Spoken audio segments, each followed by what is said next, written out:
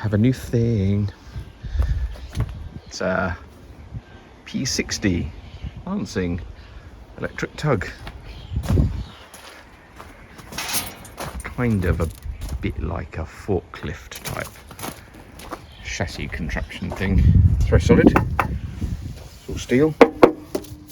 That is steel, I think. Yeah, look, it's all welded. Very heavy. It does work. It's called Noddy.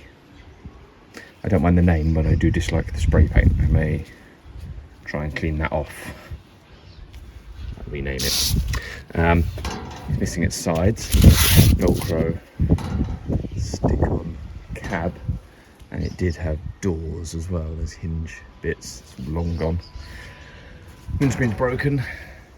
The windscreens are £400, so it's not getting a new one. It just needs general tidying up, really. Needs some lights. Needs cleaning. And although it works, none of the dashboard or the lights or the flashing light or the when you move the direction stalk, that's that one, nothing lights up. So there's obviously electrical issues.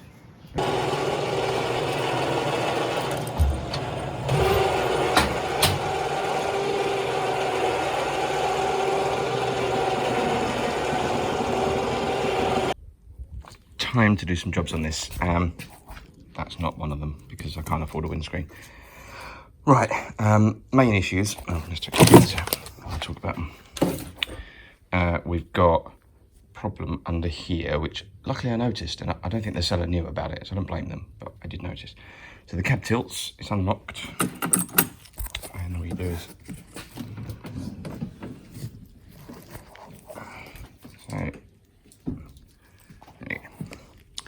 so it lifts and tilts to that position, and that's assisted by a gas ram over there, and then there's another gas ram here, and this one then lowers the cab. So if we keep tilting, let's get a bit of leverage. There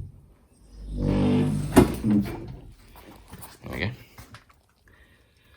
This one works the opposite way to your normal gas ram, where it's normally squashed and then its resistance is in being extended. So that one pushes, helps you lift the weight of the cab. That one pulls, so that when it goes over centre, it helps you lower it gently, because otherwise you'd be taking the entire weight of this, which would be ridiculous. And then the stop is this steel cable. Now, there is a problem. Gas ram's bent. Well, it does still work, but the way it works is it attaches to this little sliding piece. I don't know where this cable's meant to go. I don't think it's meant to sit there. That's like a little catch that stops this bit sliding in this track, and it's actually a stop to stop the cab falling. Actually, grab up here and pull it back. Right, we're back to that centre position. Cable slack. This thing is stopping that from sliding down. So now this is stopped. This is now like a prop, basically. It's sitting on there. Now I don't know if you could consider this a design fault, or if someone was just a bit of a muppet. They didn't know how to put the cab down, so they've hung off it, bent that, rather than just taking the weight off slightly.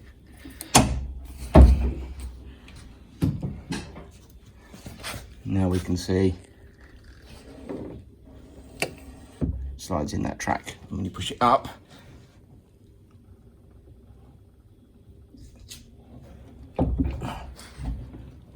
that's the push that down. It acts as a prop. First push down, you pull it up to act as the prop. Now what happens is this steel cable, because it sits on there all the time, like I said, I'm not sure if it's meant to, I'm not sure if this is meant to be guided along here somehow. Because it goes on top, it always engages the safety latch. Could be a design feature, quite clever. Someone's not unlocked it, bent that. I wasn't that worried about that until I noticed something under here. Let's see if I can get you to see it. I have to push the cab back over. Terrifying. There we go. See that? copper in there. That's the main battery cable. This has been rubbing through, and it's rubbed all the way through the main cable. It's a bit trapped under here too, I don't really like it. That's the main cable from the batteries, all the way around to the connector, which is why this is disconnected, because there's always a possibility that could short out, and if you short out a battery this big, you definitely have a fire. So, we need to replace this RAM, pull this cable up and repair it, and my plan is not just to tape it up, because you can see there's copper everywhere. Okay, maybe you can't. There is copper everywhere, so it's actually lost some of its copper. So I'm actually going to cut the cable, strip it either side, and put a crimp in the middle. Which I've bought a crimp, and I've got a big tool for it as well. And I have got a new RAM from the manufacturer. And this was actually, shout out to Dictator here, the people that make these RAMs. I rung them up with the numbers off of this one, because I did find the Lindy part number, which is there.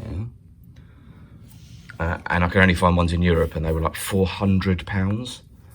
And I'm not spending that. I only spent about that on the whole machine, so not worth it. However, there are other part numbers on it. Somewhere, trust me, they're on there. There we go, up there.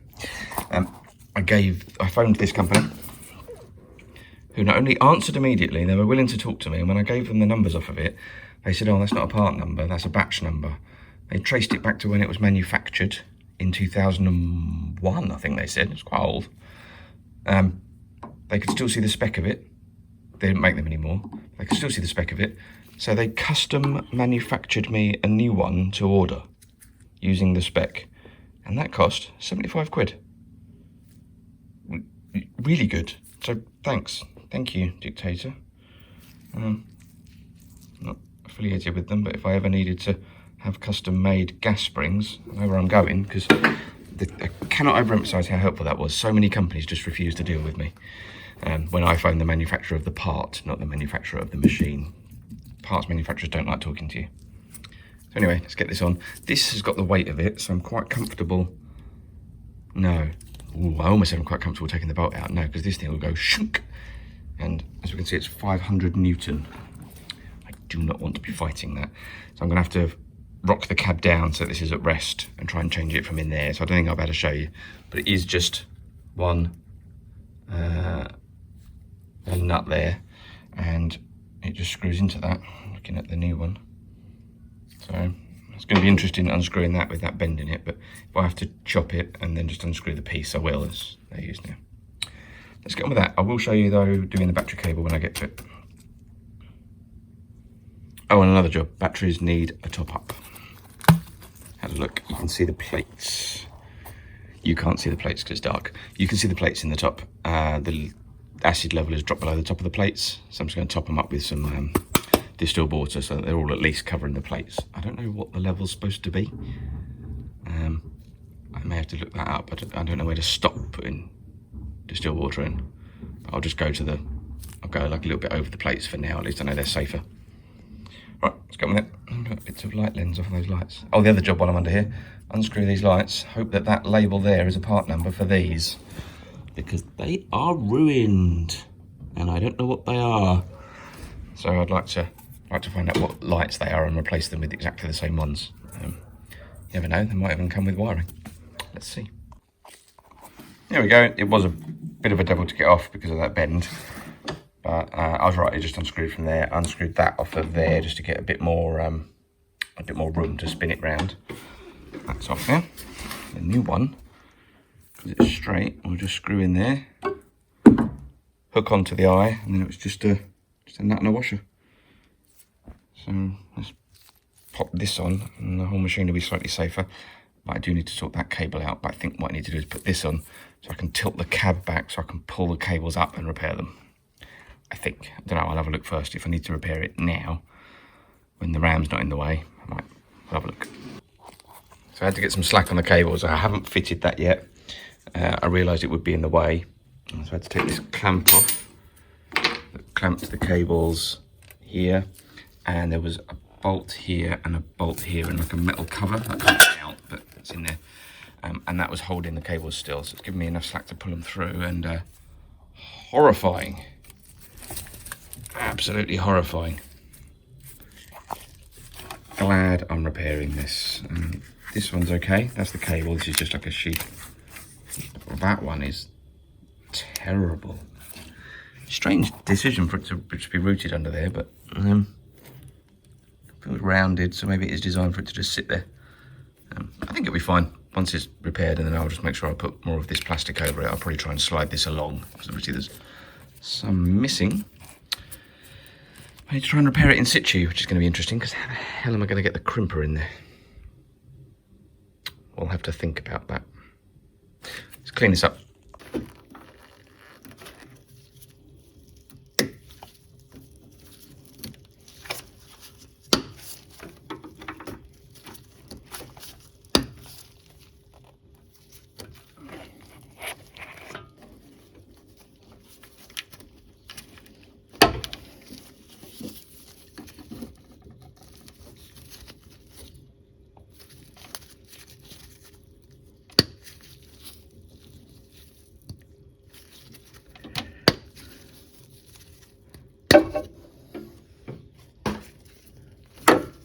There we go. Right, I'm going to join these. Oh, thank goodness. It's the correct crimp. Yeah, that's in there as well. It's just up to the little notch. Put some heat shrink over it. I'm not going to put some heat shrink over it because it doesn't fit. Silicone spray, got that on. Yay. Okay.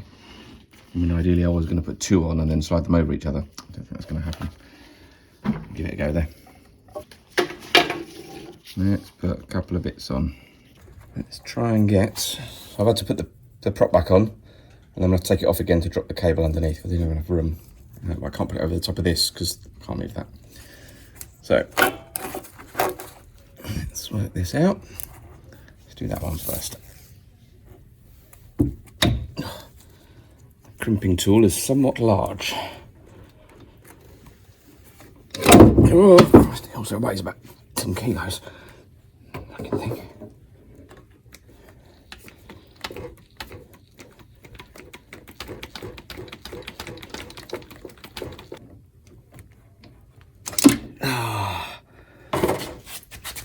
Maybe we'll make one side first.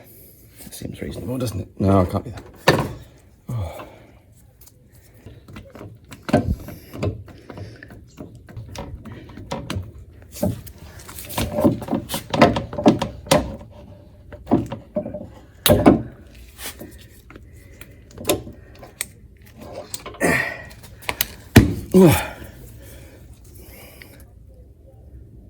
Is that a good crimp? That's a shit crimp. Well, that hydraulic crimping tool did a absolutely piss poor job, didn't it? However, it's probably not the tool's fault. It's got cheap Chinese dies in it. So I'm going to say that they're probably the problem. I've also got this little hand crimper that says it goes up to 35. So let's try this.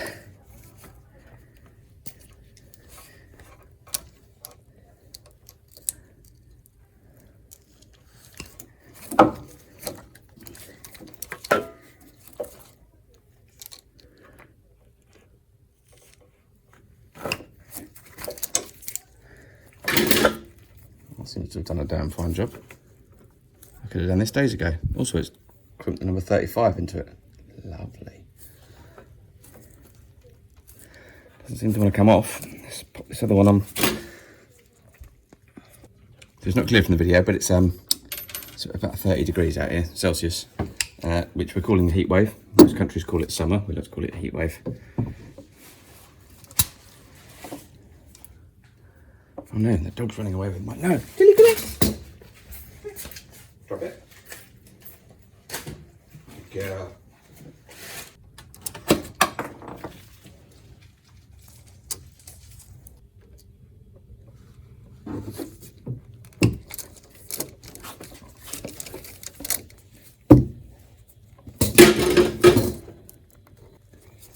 hasn't gone very well, has it? But also it's better than it was.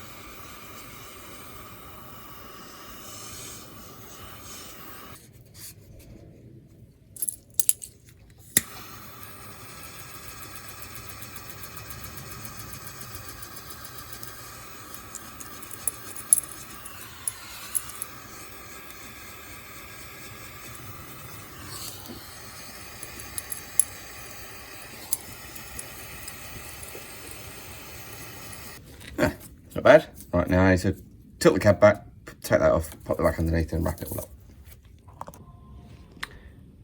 Cables are back underneath, plastic's there. Pulled them through a bit so they're a bit less tight on the edge there as well. Shouldn't be an issue because this won't hit them anymore. Refitted that the right way round on the cables. Undid those, that fell off nicely. There's a part number on the back, but I have a feeling it's a Lindy Lansing part number and not a manufacturer part number, which is a shame. I'll have a think about that. I still need to top the batteries up. I haven't plugged it back in yet, but when I do, I think this is a cable guide for cable ties. So I will cable tie that in there, fit that. And I've started looking at the electrics quickly. Fuse box pulled out under there. Front panel pulled out there, just 4 screws. So the flashing light button doesn't work, and it should be connected to this, but someone's connected it to these red wires. And then those red wires come around to this control box that I've taken the cover off. We've got some fuses. I haven't checked because you can't see them, so I need to check them with a meter. All that red wiring, it was neatly in there, but I pulled it out. Someone's obviously added it. There's an inline fuse that looks like it's okay when I looked at it. And someone's tapped straight onto these terminals here. And then it goes off that wire that looks suspiciously like the wire that goes to the flashing beacon. So I'm going to check the connection here and then probably try and have a look at the beacon itself, because I do notice it's got tape on it. It could just be the beacon's knackered. So I'll try and get a voltage check in there. And the indicators, that's not indicators, that one's indicators. I was trying to find the relay, and what I found is this. I think that's where the relay should go. I can't really check the wiring very well. I'm going to try and check the colours. But I strongly suspect that the flasher relay is meant to be on there.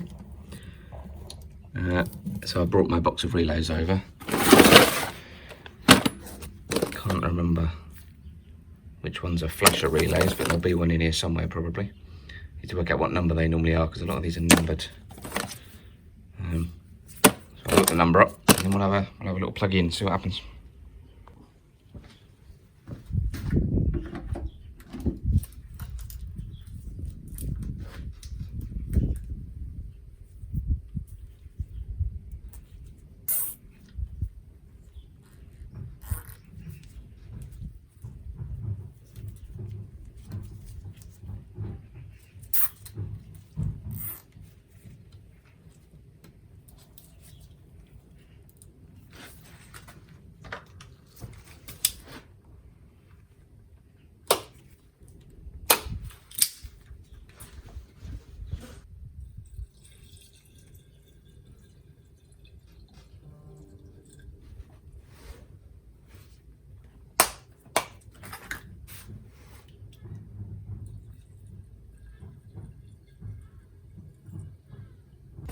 I'm going to need some more water. These are taking a lot. Right, I need to find out how you fill them up as well. Right, here's the thing. Turned it all back on. I've run out of battery water. I've put 5 litres and I've only done 5 batteries. Yikes. I've just turned this on.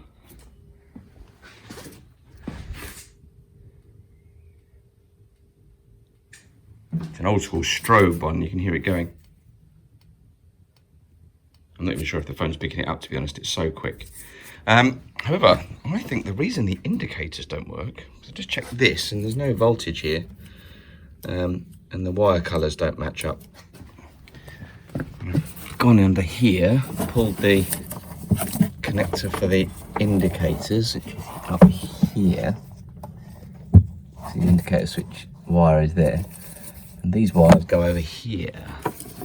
And I think that this switch has got loads of connectors on it. I couldn't work out why. I think that's a flasher relay. Why it doesn't work. So I think I need to take those red wires off and reconnect it. And I wonder if they just didn't like that. I wonder if when you put that on, the hazards come on or something, and they didn't like it. Don't know. Let's try that. Well, hasn't this been a difficult journey? I had to pull everything off. I've not videoed it because it's just taken me forever. I took the controls off here. They're down here now, hooked on. Here's the indicator switch. Front panel's off, took a bulb out to trace some wiring. Bulb's there. I broke these twice, but I put them back together, although this one has got this little resistor and a diode, and it massively overheats and melts everything. Also, the light works in reverse. If the light's in there, it goes off when you turn it on when you turn it off. Don't know what's up with that. I think that maybe that diode's broken. Pulled that out and I pinged the clips off of it and lost them, so I can't get that to go back in. I looked down here, I tried this relay thing, that just buggered everything up. I'm trying to find the flasher relay in here, and it's an absolute nightmare. Finally worked out how it works. This switch puts the hazards on and the flicky flashy light at the back. I think I'm going to need a new one because, you know, broken. And I finally realised this is the connector for the flasher relay. It didn't look like one because relays normally look like this. That's not a flasher one, but one of these is like with pins at different angles, but not this one. It's different. So the flasher relay is just missing. So I found a flasher relay, 24 volt flasher relay. I quickly googled, looks like they're fitted to these and Komatsu's and a bunch of other stuff. So I'll buy one of them. I've topped up all the batteries. I had to get a load of distilled water delivered, or deionized water. God knows what I bought. Deionized water. Makes a mockery of mineral water in shops, I think, that this 25 litre container was 11 quid delivered to my house. Yeah, ridiculous. But I've put in about, 10 litres out? Oh, there's still some left in there. I'll put 10 or 15 litres into these. They're actually bigger than I realised. I thought they were like that big, but they're not. They double that. So these are monsters. But luckily they're in good condition. Well, as far as I can tell, they're in good condition. The charger charges them. They all seem to be the same. Let's hope they're good. Right, flasher relay and put some of this crap back. Indicators then. So after working out that is the connector for the indicators, and I didn't realise, I worked out what relay I need. So I found a picture of one. It was expensive, obviously, and then, no, you'll steal that one. It was quite expensive, so I just started looking at pictures and found out that there's a Febby one, and I phoned my motor parts supplier around the corner, and they got me one next day, and it was cheap. So there you go, a 46748, I think. No, a 43748 from Febby. Looks right, got the right terminal numbers as far as I can tell. I'm pretty sure it's 49A is the output of a relay to the bulbs, and that seems correct. So I'm going to reconnect that to that, put that on there, and we'll try it. So Dog has connected this up for me. Thank you. Yes, good. And let's see what we got. So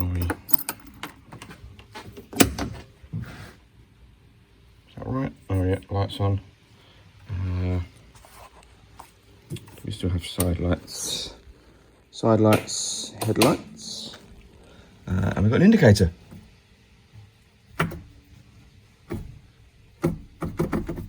doesn't do anything. Okay. What if that... there's a lot of wires that go to that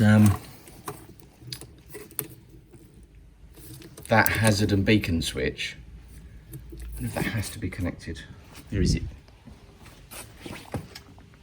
Over there.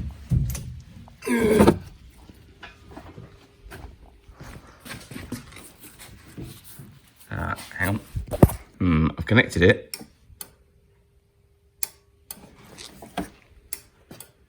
I reckon that's that resistor thing in there that's getting hot, putting a load on it. What if I switch it on? Oh! Okay, obviously the back doesn't work because there's nothing on the back. I'll turn that off. Ignore that. Does the indicator work? Right. What's that upside down? Oh, because it's upside down. Okay, cool. And then left. Ah. That's weird though.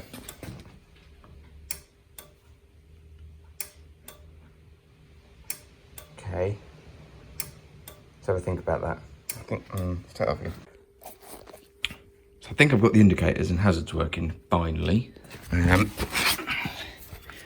After getting the relay sorted and then realising maybe the pinout was different, spent ages looking for a wiring diagram, and the manual for this, when I finally found it, says that they don't provide the wiring diagram for my safety. Don't know what that means. I guess because you don't fiddle with it. So what I did, I made little, because this thing was just clicking slowly, I made little sort of pigtails for each part of the connector.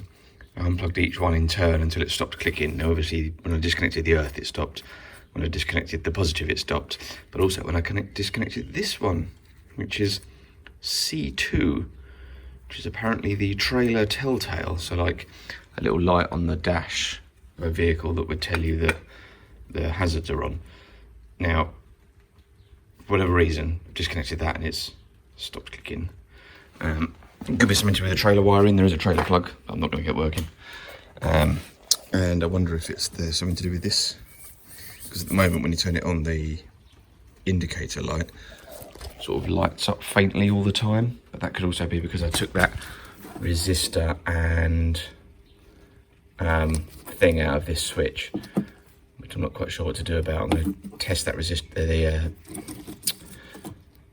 diode.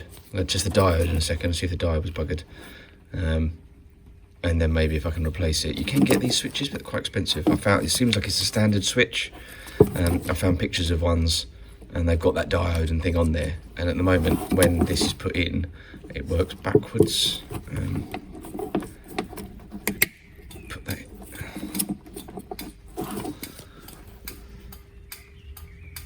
I mean, I say backwards. That's not that offensive, is it?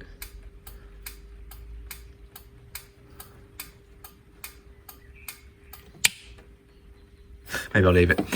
Obviously the beacon still doesn't work on this, the flashing light. So I'm just going to reconnect these red wires that someone fitted to a switch. And I'm going to put the switch in the blank there. So I just need to drill a hole, put a switch in, and switches.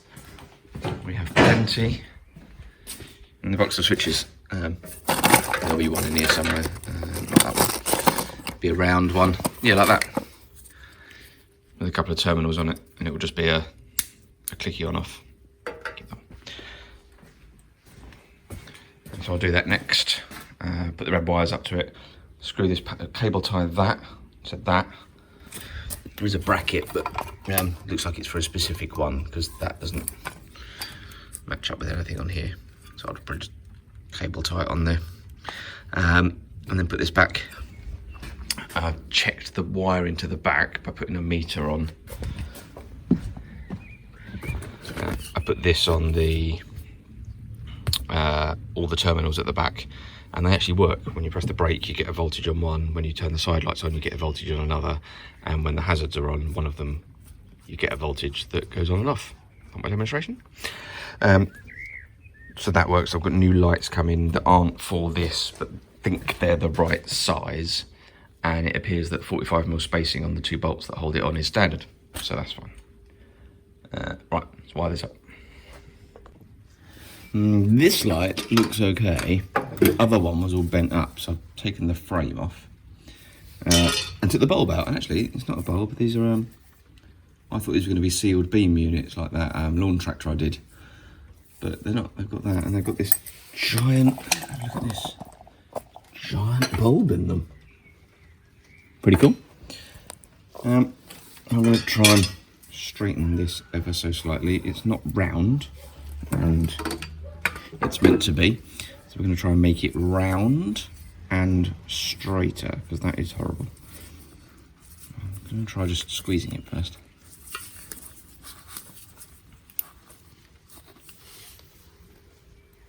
That did nothing. Right, let's get on the rubber mallet.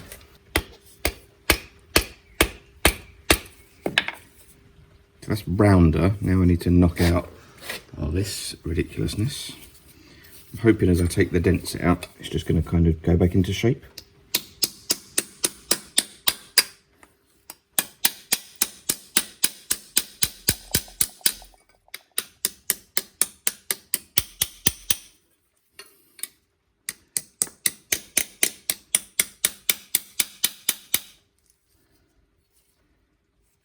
Getting there, it's never going to be perfect.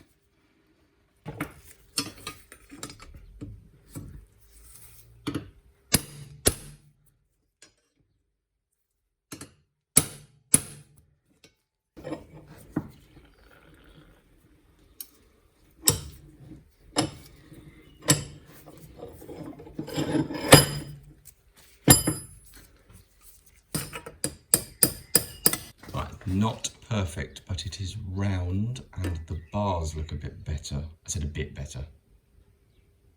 I'll see if it goes back on. Right, I had these little metal clips and I cannot for the life of me remember how they went in. Like that, I think. That looks right. Like that. And another one.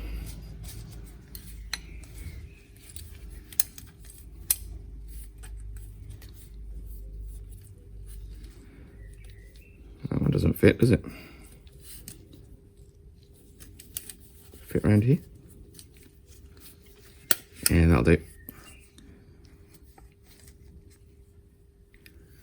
doesn't fit in there perfectly. I think it's meant to fit quite nicely in the ring, but whatever.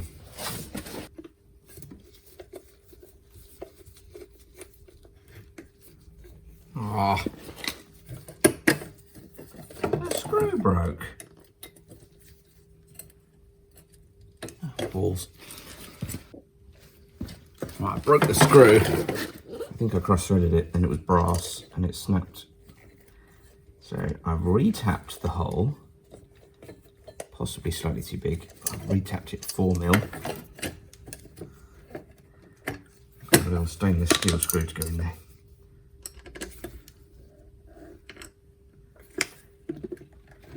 Let's do that. How do we deepen this? Try and get the offending pin out. Leaving these in there doesn't seem like a very good idea. This is what it does. So we need to get rid of that one.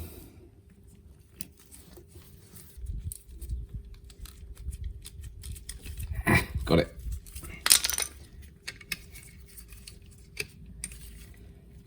Perfect. All left is a cable tie. This is the blank off the dashboard, and for some reason it has little tabby wabbies on the back. I don't know why. They're about the size of crimp terminals. I wonder if in some applications people push the crimps onto here so the wiring stays behind a blanked off switch, and then one day you can fit the switch to something. I don't know. There's no wiring under it. Although there is a spare connector in there actually. I wonder if it was pushed on here. I wonder what it's for. Whatever. I don't want to spend money on more switches because the switches are quite expensive. Obviously the professional way to do this is to drill a nice pilot hole first. And I'm not doing that.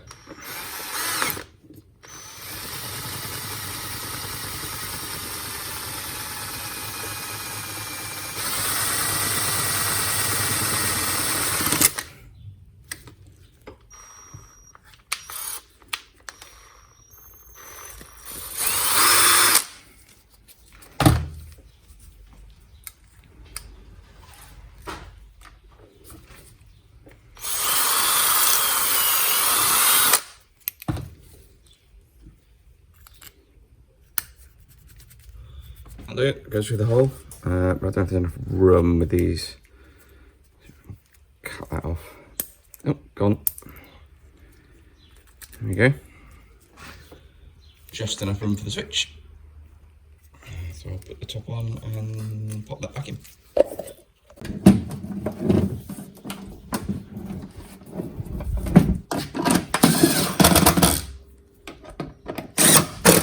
Let's pop these things back. Actually connect this switch up.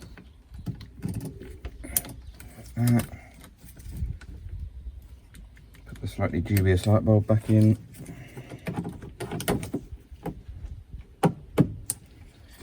Put our new switch in. That should operate downwards.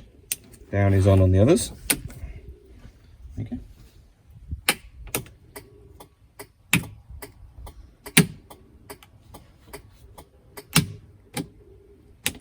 Good.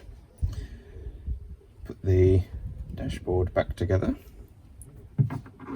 and stuff, and then I think we're mostly done. So the previous owners called this thing Noddy. Oh, I guess because it looks like a Noddy car. I'm not sad about that, but I am sad about the dodgy paint job they did. So, to be honest, I'm going to have to remove it. So I'm going to try, I've tried paint thinners, which seems to get it off. So we're now just going to scrub it with paint thinners and try and remove that. And then my plan is, I will rename it Noddy, but with a nice vinyl graphic.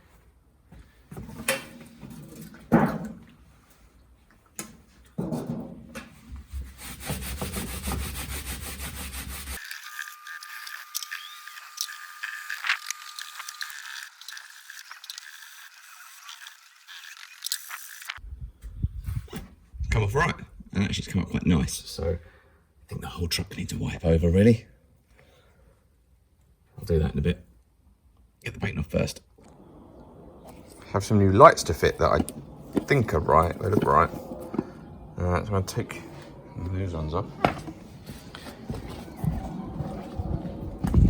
So we'll just take the nuts off the back and pop them out, and I'll try and feed the wiring through into those ones and see if we can reuse all the connectors. That's the plan anyway. There we go. There's the wiring left that I just pulled out the back of this one. And now, I mean, with any, like, the hole's the same. Let's find out. New one. Okay. Okay, now it doesn't have a shared earth, so I'm going to have to run a cable between those two. Bit of a pain. I've got a little rubber.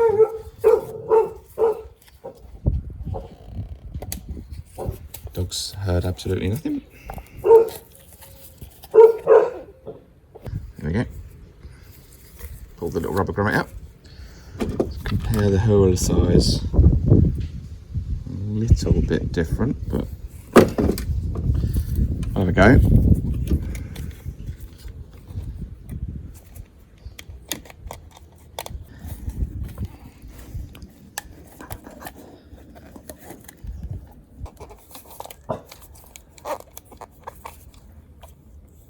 Good enough. Made a little connector for the earths, and that one's a double-sided crimp, or whatever you want to call it, like a piggyback crimp. And I did label this wire as the black one, only that one was the earth, the negative. I don't know what the other three are. They do have words on them. I don't think they're relevant. I'm just going to work it out, to be honest.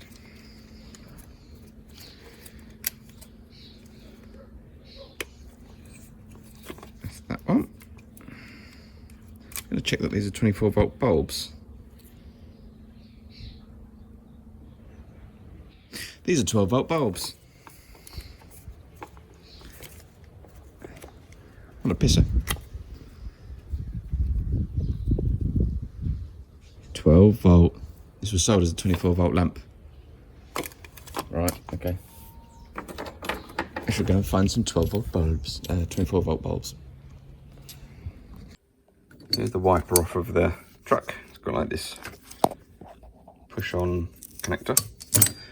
Here's a new General Motors wiper.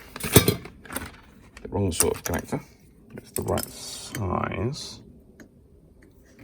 So I bought these. It's really cheap actually. £2, bit of delivery, but so I'm hoping these will convert a normal wiper blade to that sort of wiper blade. I have a Ford one, I think it's Ford. I'm sure Motorcraft or Ford. Maybe they weren't. Really old, really antique, and the same thing, wrong sort of fitting, but I'm hoping it'll clip together and that's a right size for the other one. Let's have a go. I got the front one done. However, the rear one, for whatever neck reason, now hangs off. I'm just going to reposition that.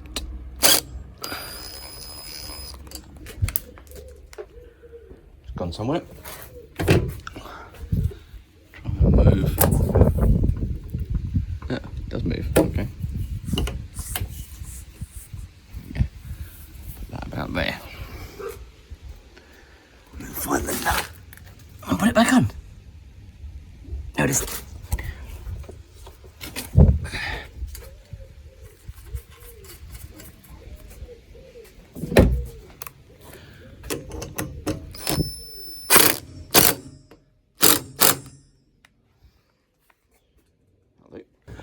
Right, let's try that.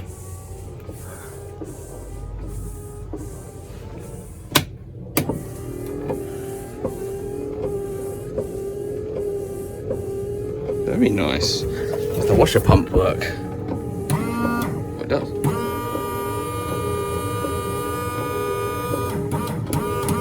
I don't have any fluid in it. Let's look. Oh, spiders. Empty.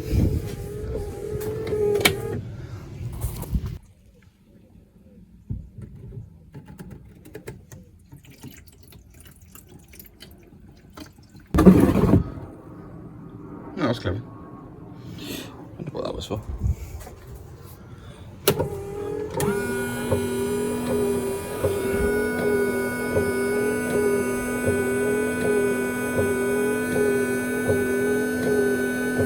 Still nothing. Where's the pump? Pump in here?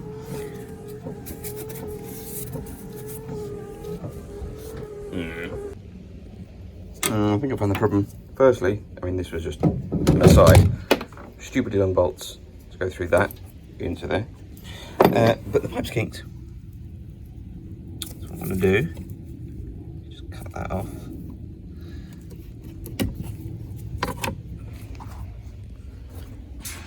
I'll have a go with the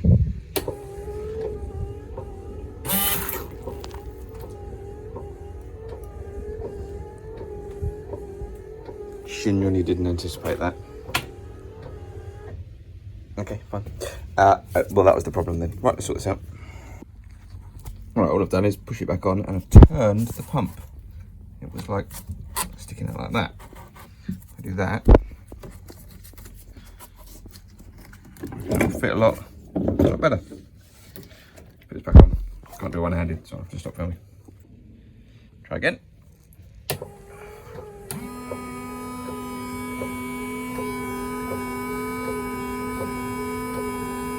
No? What?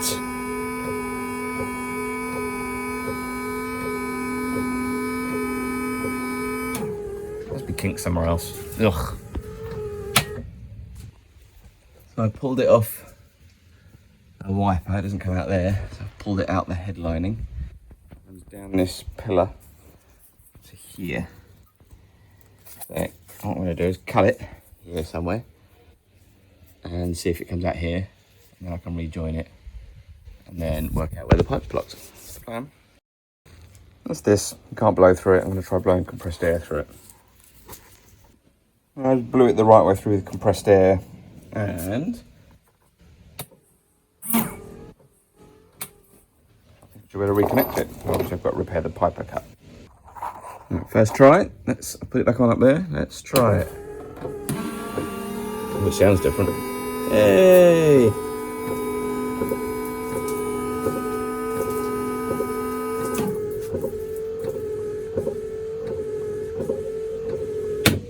Delightful. Comes off the screen a bit here. I'm not sure I'll be able to fix it. Not bad. Excellent. The machine was called Noddy when I got it, and I wiped the Noddy off, didn't I? So let's put it back.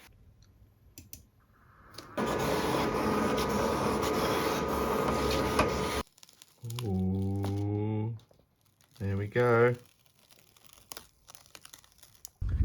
The sides have got this helpful little panel on them.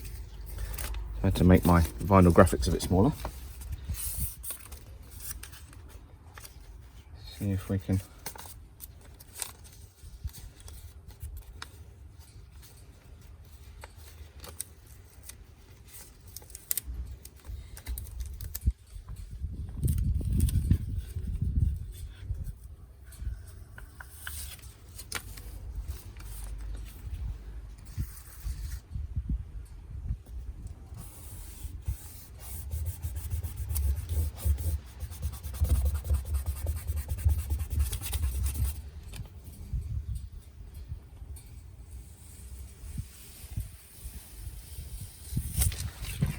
Boom.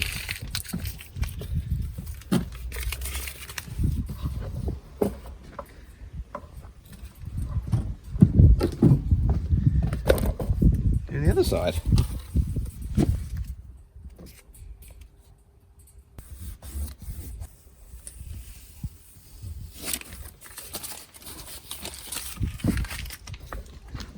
Lovely.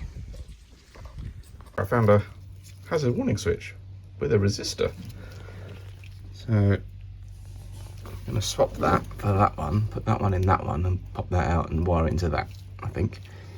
I also found a clip I lost for that and bought the correct fuse for the back, so I'll fit that. I don't have a use for this, so I'm going to do something pointless with it.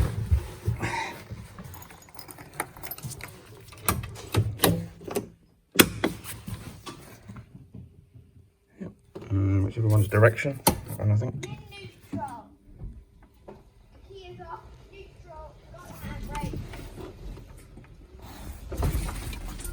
I think we need to do a tug of war with my previous video.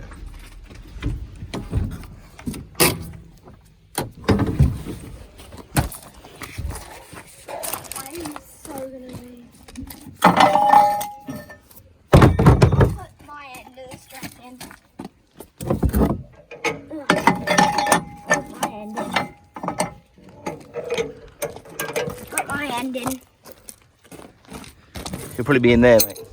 It's stronger. Lift it up. Oh. Yeah, it's a bit tight, you have to wiggle it. There you go. In there. Cool. Gently, you need to make it go tight, a little gentle. Perfect. Right, now start pressing harder. Okay, I'm on full speed. Yeah, I'm on full speed.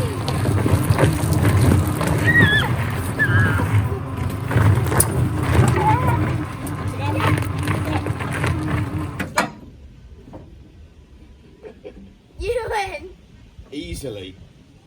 So I think that means that what we have to do is a tug of war between the forklift and this. Go. Hang on. Mine's not ready yet. Go. Right. And ready? Right, you go. Pull.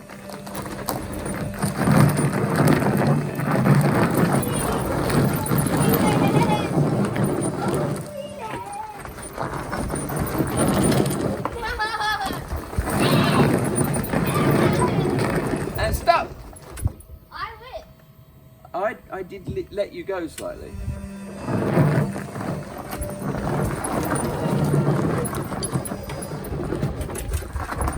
They're very similar. Stop. Okay, you won that one. Hey! No more starting without me! I'm stuck in a hole. No, I'll come and uncover that. Wow, I'm really stuck in a hole. You don't move, I'll pull you out. I can't pull myself out, so No, I'll pull you're actually going to have to pull me out. You can't even get out and push, can you? Okay. Oh,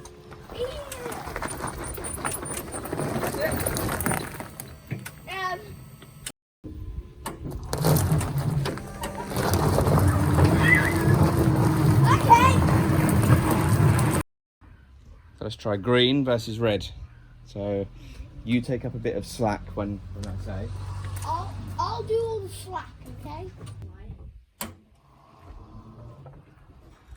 Okay, you ready? Yeah. And go. Oh no! Oh no! Okay, not safe. I think we can comfortably say that I won that one. Yeah. Yep. And let's go. I'm winning. Stop. I won that. I think you did. Mine started to make a weird noise. I didn't want to hurt it. Yeah. Hey. Oh, it won! Stop. I've got the brakes on.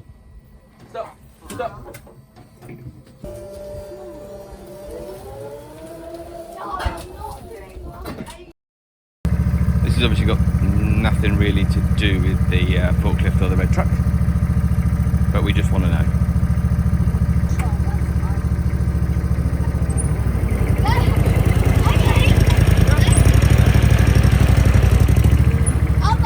I'm on. You win. You win. That's quite funny.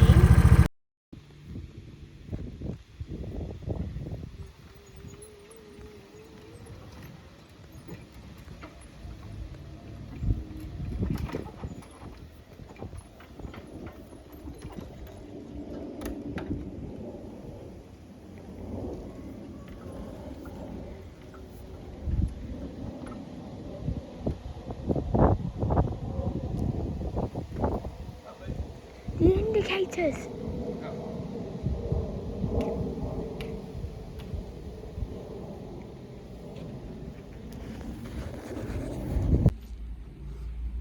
Well, there we go. I think Noddy's finished. We just gave it a bit of a wipe over, which is, I say we, she did not help. A little bit cleaner, make it look a little bit nicer in the pictures. Everything works. Hazards now are all functioning.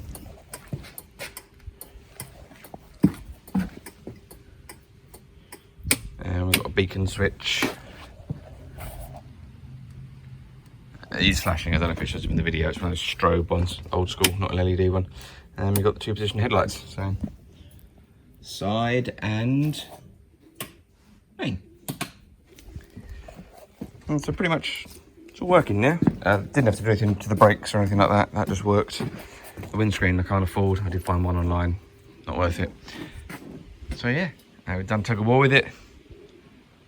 I named it. I say I named it. I gave it a nice shiny new name. What else did we do? Had new wipers. The washers work now. So I think it's ready for a new owner, to be honest. I can't really justify keeping it. Not when I've got that sitting there. I intend to keep that. That is much more useful. The area it takes up on the floor, apart from the forks, is almost the same as that. It's a little bit smaller. This is ever so slightly wider, and it isn't much, and ever so slightly longer. And obviously the forks are a problem, but actually they're not in the way where they are now. I can just step over them.